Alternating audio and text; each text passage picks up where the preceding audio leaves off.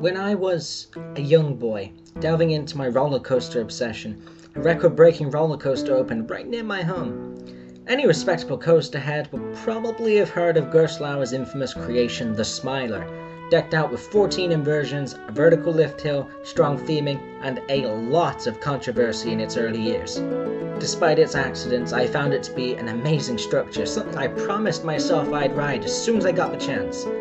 The Smiler became my first bucket list roller coaster. Second on my list was Oblivion, which also resides at Alton Towers. Oblivion was the world's first dive coaster, marketed as a vertical drop, but clocking in at 87.5 degrees. The ride's drop starts 65 feet above ground and ends 115 feet below ground, equaling a total drop of 180 feet.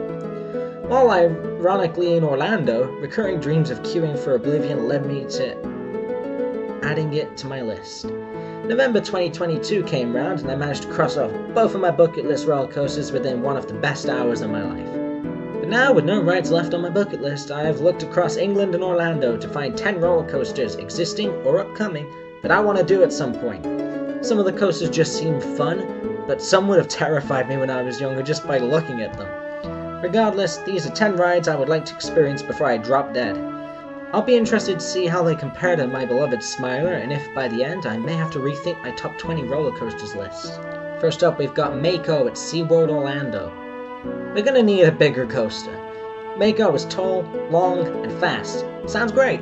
One way to blast the fear of heights out of your system. Staying in SeaWorld Orlando, we have the Kraken, probably the most famous SeaWorld ride. This would be my first floorless coaster.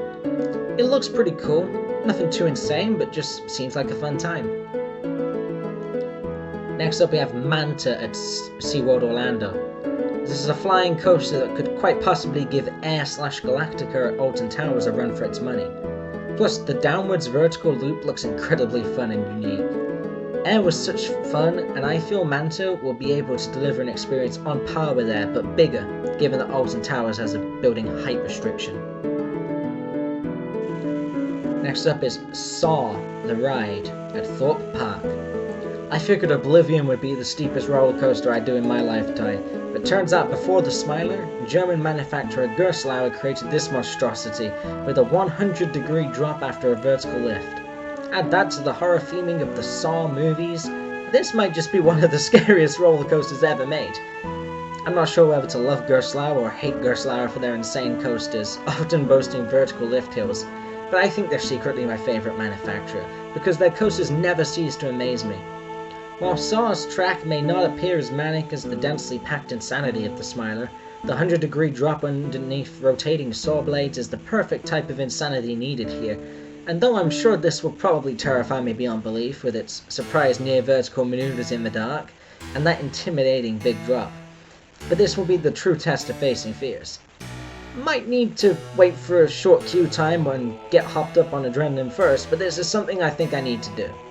It'll be a lifetime coaster highlight if I do. Staying in Thorpe Park, the Swarm. I've never done a winged coaster before. Seems like a good place to start. The Swarm appears to be pretty fast with seemingly good theming. I'm sure it'll be weird to be sitting either side of the track instead of on top or below it, but I'm game for new experiences. Next up is Stealth at Thorpe Park. Basically the best part of the Velocicoaster, but bigger, faster, and higher on the launch up the top hat. I have a need for speed. This ride goes from 0 to 80 miles an hour in 2 seconds, up a very large top hat maneuver, and while it might not feature much else, not much else is required. That launch and top hat is the selling point, it looks freaking sweet. Heading back to Orlando now for Starfall Racers, Universal's Epic Universe. Opening in 2025, this coaster will be dueling tracks, a la Dueling Dragons. But when I last walked past the building site, I noticed 2 side-by-side hills that are very tall, possibly top hats even. I'm hoping this ride will combine the strengths of the dead Dueling Dragons and the newer Jurassic World Velocicoaster to make Universal's greatest roller coaster to date. Don't disappoint me, guys. Next up is the Untitled Donkey Kong Roller Coaster, Universal's Epic Universe.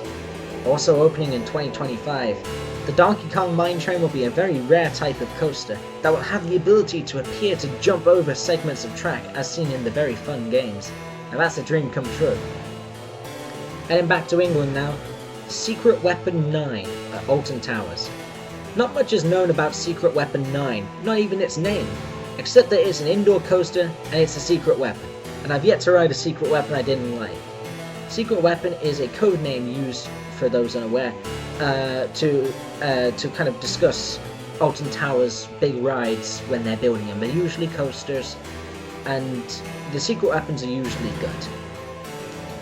Now, given how good Alton Towers are at theming, they have the chance to make something that could be on par with Revenge of the Mummy and Guardians of the Galaxy Cosmic Rewind.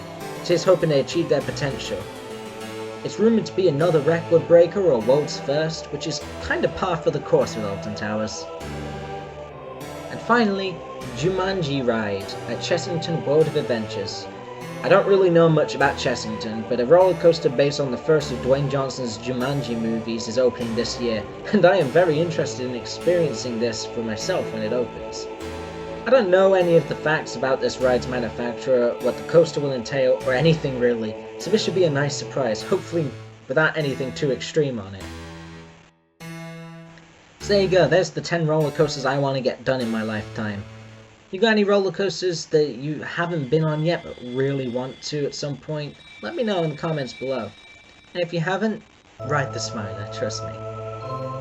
Anyway, thanks for watching. Be sure to check out my video ranking every Universal Orlando attraction, and my video on my top 20 roller coasters I've ever been on. Though you can probably guess some of the ones that are going to be up there. Anyway, thank you again for watching. Be sure to... I'm going to throw out the stereotypical trifecta here. Like, comment, and subscribe. Thank you very much. See you next time.